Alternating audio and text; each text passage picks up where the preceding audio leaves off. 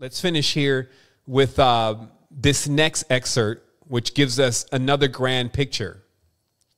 Salient and intelligent, the discovery of powerful unconscious psychic forces by Jung and his contemporaries possess massive repercussions. Connotations that are worth restating. Whence did they come? Ostensibly, the Quran assumes the appearance of the self and is conjured as the unconscious or inner voice.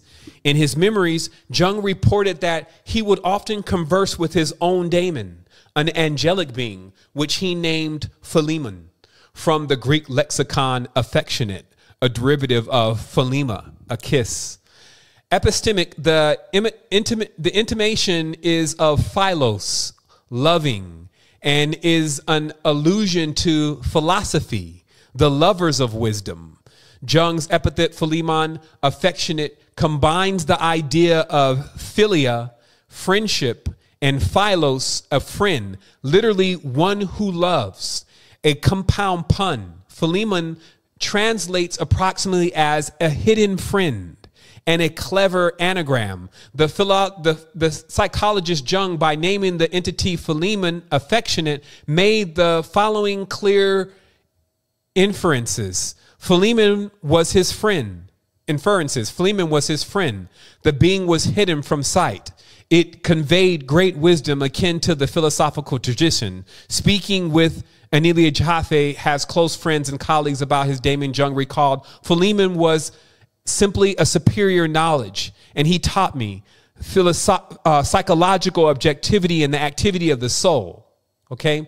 So again, this is that awareness that, so what would happen then logically, because birds of a feather flock together, that once you start taking on a certain mode, that's why they call it the invisible college.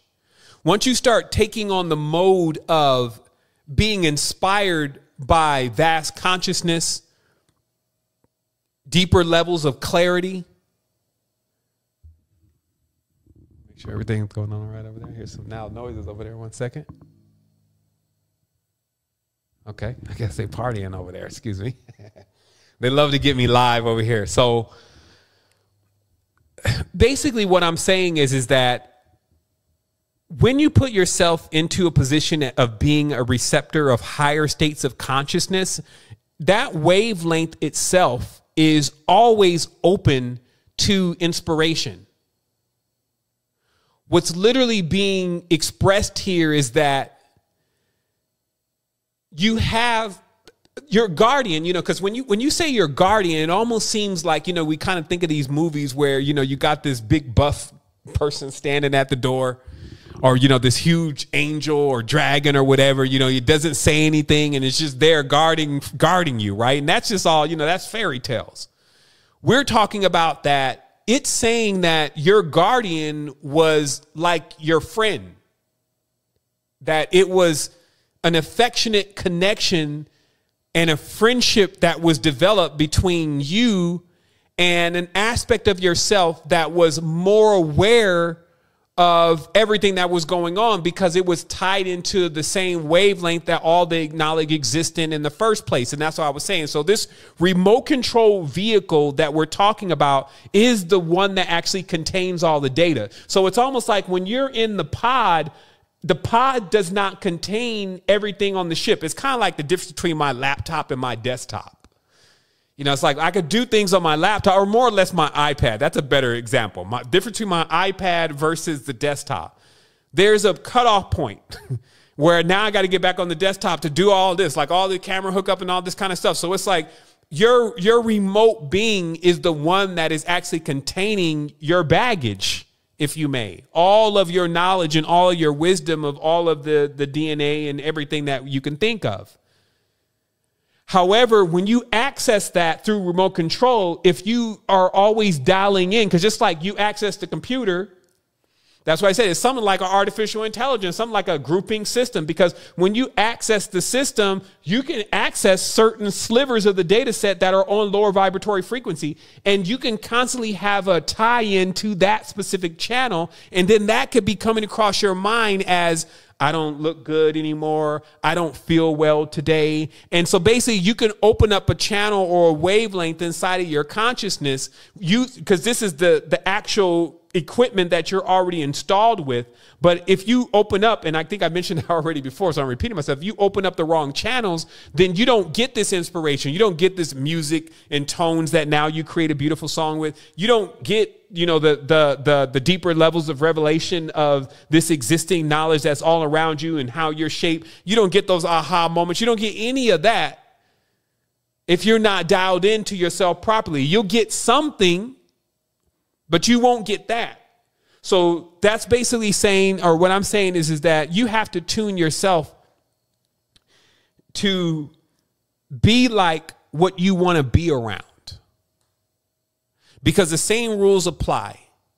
If you're carrying yourself a certain way, you're going to attract the kind of things that carry themselves that same way.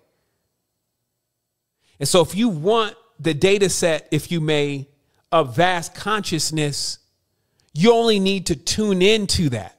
And that's an awareness, because immediately you're going to be able to tell yourself what's not going to dial you into that wavelength. It's going to be very easy for you. And then when you start tuning into that wavelength, you're going to be able to see when you start tuning out of it. And you're also going to be able to see when you're tuning into it even more perfectly, so that the transmission comes through clear.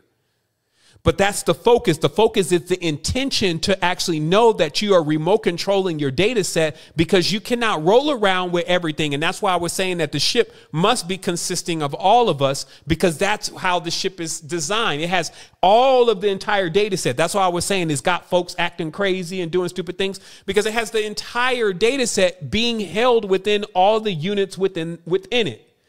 And then any event that you actually use your remote control system, where you're actually putting yourself is you're putting yourself into the place where everything is unified. So do you see what I mean? So if everybody is remote controlling, they're still remote controlling from one main component. And all you're doing is you're placing yourself into that component, which also has connections to every single thing that is being perceived in the reality. And this is generally automatically happening, but the wavelength or the channel that you're tuned into is oftentimes governed by the dogmatic codes and the ways of life that are embedded within the society.